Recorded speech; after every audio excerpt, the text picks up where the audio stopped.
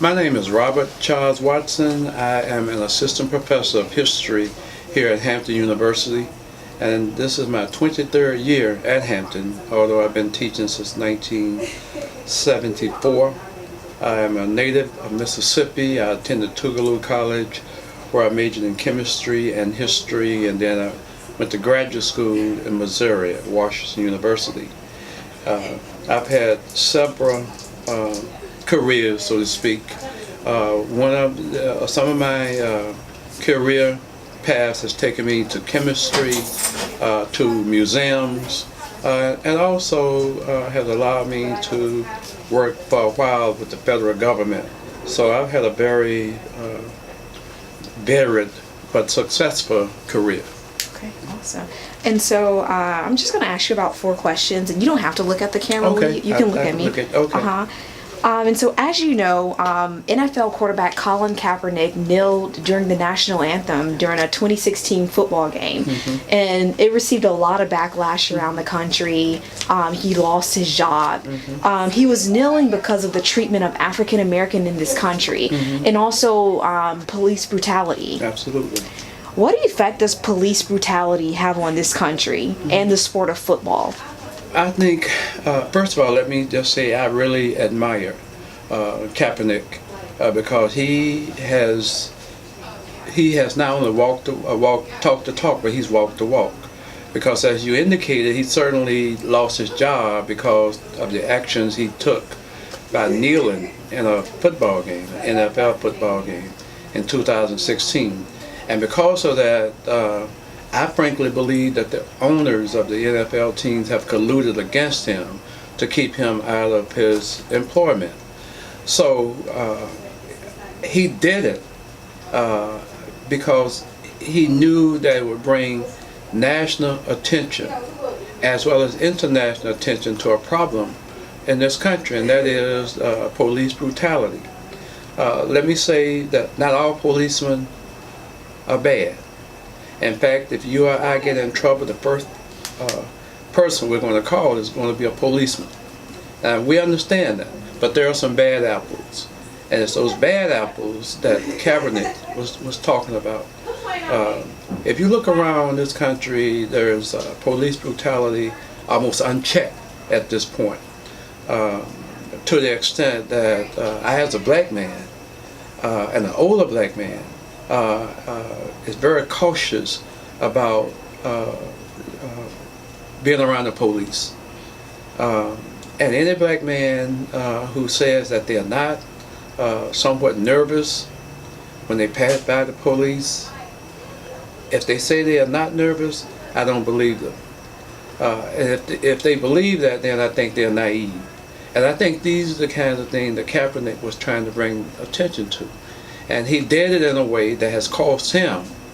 And he may never play football again, but he probably gained a sense of inner peace that will allow him to live the rest of his life doing what he has committed himself to doing, and that is bringing attention to things like police brutality. That's a great answer. What message did Kaepernick send to the country when he kneeled during the national anthem? I think the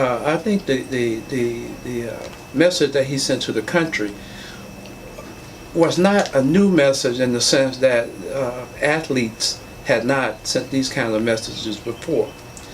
Black athletes and some white athletes have always protested in their own way the injustices in our society. You may or may not know, but this is the 50th year since the Olympics in Mexico, and one of the iconic images is that of John Carlos, Thomas Smith, and Peter Norman standing on the stands, on the victory stand after the 200 meters, and that image is one that I'm sure Kaepernick is aware of. I'm sure Jim Brown is aware of. I know Bill Russell, Kareem Abdul-Jabbar, and a number of other athletes who I can't name right now, but who are really happy to see Kaepernick do what he's doing, because That's what they wanted to do. In our society, there are at least 4 subjects that intersect at some point: religion, sports, music, and art. Almost any society, you can identify those 4 subjects. So seeing Kaepernick kneel to bring attention to the injustices in this society is really a continuation of what some of his predecessors had done. But because we have social media today, his message was able to be broadcast, if you will, far and wide. And I'm sure you've heard many NFL players and coaches, college coaches, they've come out and said Kaepernick shouldn't have addressed his political issues on the field. Does Colin Kaepernick have a right to use his First Amendment freedom of speech law to address political issues on the field? Absolutely he does. I mean, what bigger stage?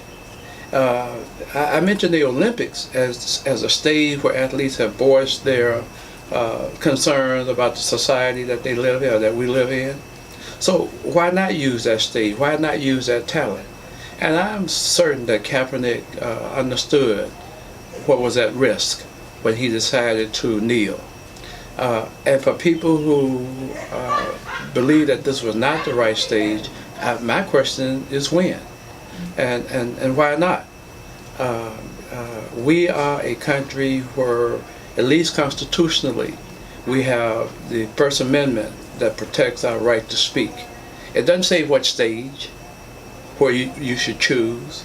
If Dr. King and everybody else who has protested against injustices and unjust laws, if they had waited for a particular point, a particular stage, a particular, say, venue, then I don't think we would be as far along as we are.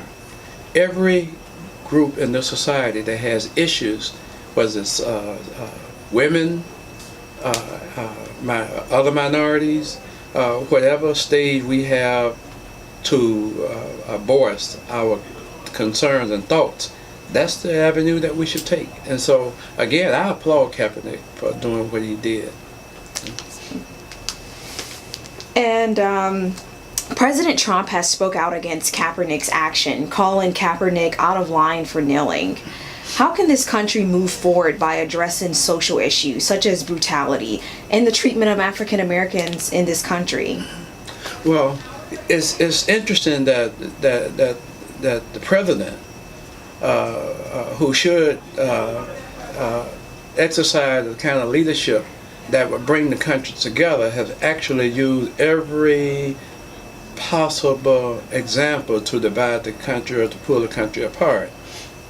So it's hypocritical for the president to point out the NFL and Kaepernick as those sons of bitches. That all by itself is not exercising what I would call the honor of the office of the presidency. So that aside, what I see and what I believe should happen is that people who are opposed to the type of bullying that we've seen the president exercise need to voice their concern. And it should be publicly. And if in fact people do not start to speak up in opposition to what we see this administration doing in terms of limiting, trying to put limits on human rights and civil rights, then we have all ourselves to blame.